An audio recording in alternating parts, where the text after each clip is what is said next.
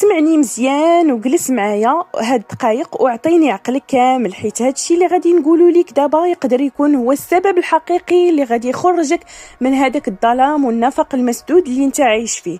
كنوعدك من اعماق قلبي الا كملتي معايا هاد الفيديو حتى اللحظات الاخيره ديالو غادي تخرج واحد الانسان جديد بعقليه ثانيه تماما، غتخرج بواحد الطاقه، واحد القوه النفسيه اللي غادي تخليك تصدم كاع الناس اللي دايرين بيك وعارفينك.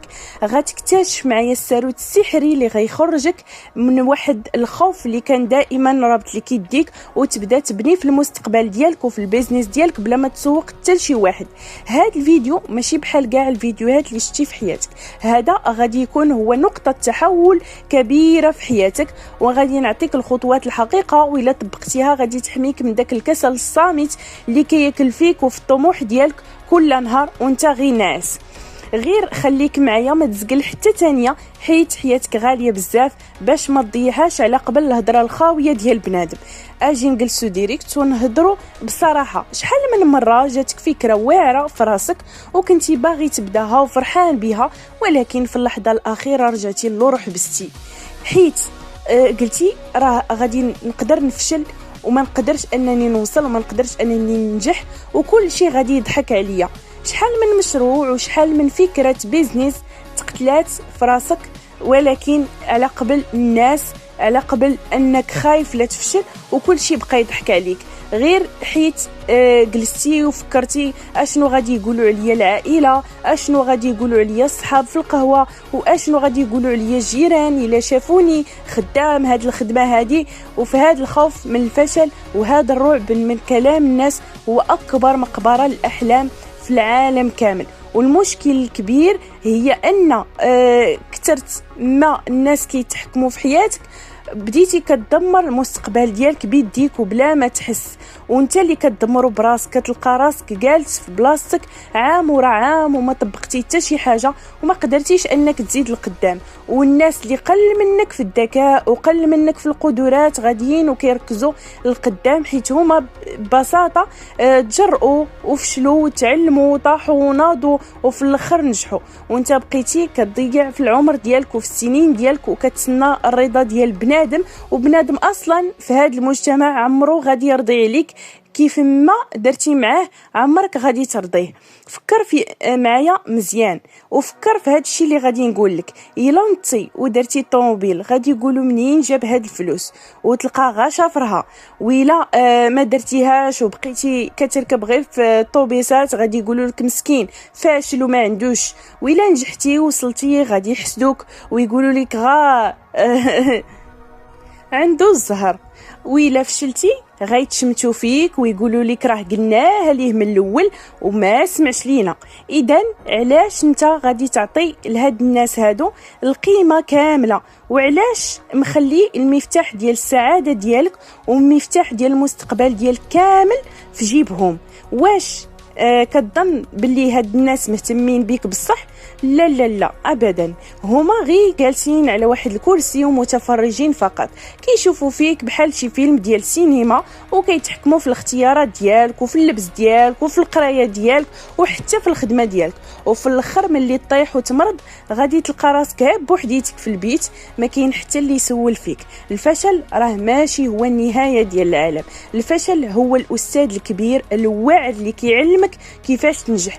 كاع الناس الناجحين والملايريه واللي واصلين دابا بقاو غا كيوصلوا، راه حتى هما كتلقاهم طاحوا وناضوا وتقاتلوا وفشلوا، ولكن ما استسلموش وما داوهاش في الهضره ديال الناس.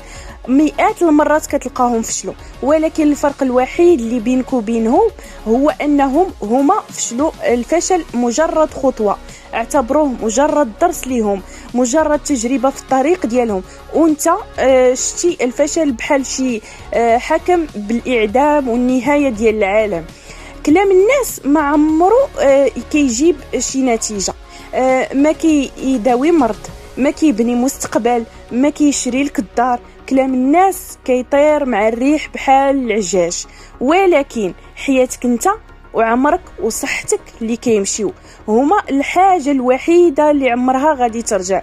واخا تعيا ما تبكي، تفيق التعيه ما دير، راه صحتك اهم حاجه وحياتك والمستقبل ديالك. فيق معايا دابا ونفض عليك هذيك الغبره ديال الكسل وهذاك العجز، حيت الوقت كيدوز بسرعه بحال البرق. وإلا بقيتي هكا خايف ومخبع ورا الحيطان غادي توصل لواحد السن ديال 40 و 50 عام وغادي تندم بزاف، غادي تندم حيت عشتي حياه كامله بانك كتسمع الهضره ديال الناس الاخرين وباغي الناس الاخرين يكونوا راضيين عليك، وغادي تندم حيت عشتيها باش ترضي فلان وفلان وفلان وما عشتيهاش باش تحقق داكشي اللي انت كنتي كتحلم به انت وسط قلبك.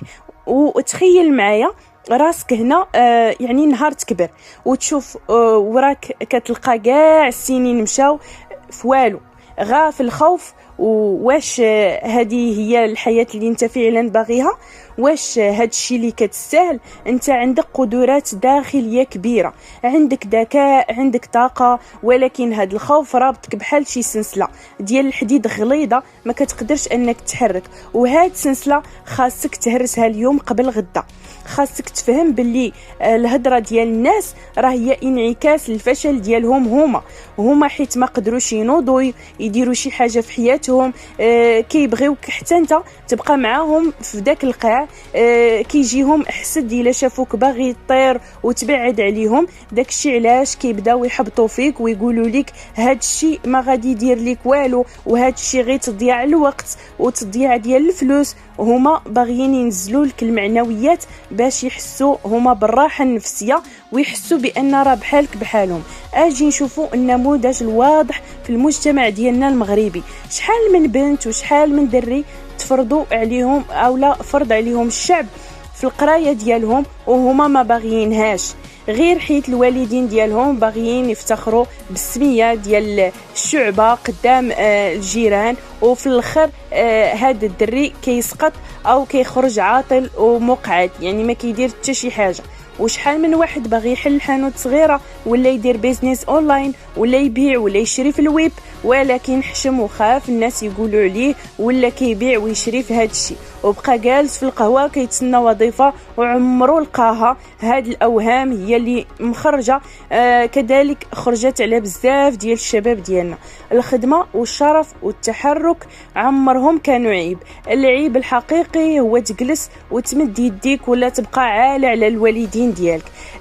وانت فيك هاد الطول وهاد العرض، والعيب هو تشوف الفرص كيدوزو قدام عينيك وانت جالس وكتفرج وخايف من النقد غيجيك واخا تكون مالك نازل من السما.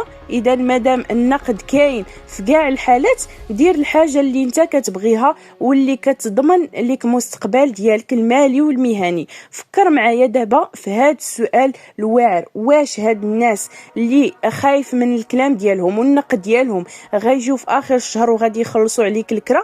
واش غيجيبوا لك الماكله ما تاكل؟ واش غادي يخلصوا عليك الماء ولا الضوء؟ ولا غادي يجيو يعطوك باش تشري الدواء الا مرضتي ولا مرض غير شي واحد من عائلتك؟ واش غادي يوقفوا معاك الا طحتي في شي ازمه ماديه خايبه؟ الجواب اللي كتعرفوه وكنعرفوه كاملين هو ان لا. اذا كنشوف علاش انت كتضحي بالاحلام ديالك وبالسعاده ديالك وباللذه ديال النجاح قبل الناس، وكتمشي على قبل هاد الناس هاد الناس اللي غير متفرجين وما زايدينك وما ناقصين حتى شي حاجه في حياتك.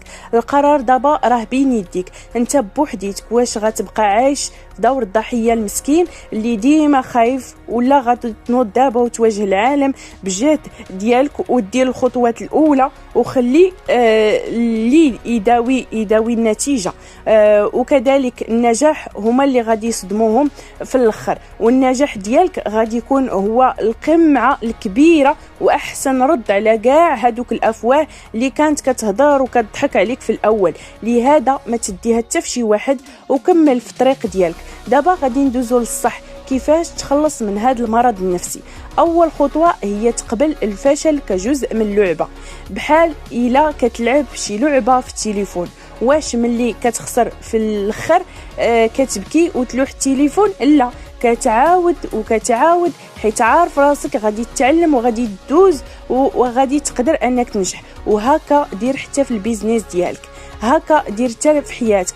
الخطوه الثانيه هي الغربله، غربله صحابك وغربل الناس اللي دايرين بيك. اي واحد كيعطيك الطاقه السلبيه ولا كيتشمت فيك ولا ديما كيطيح لك المعنويات، هذا بعد منه وقطع معاه الموضوع.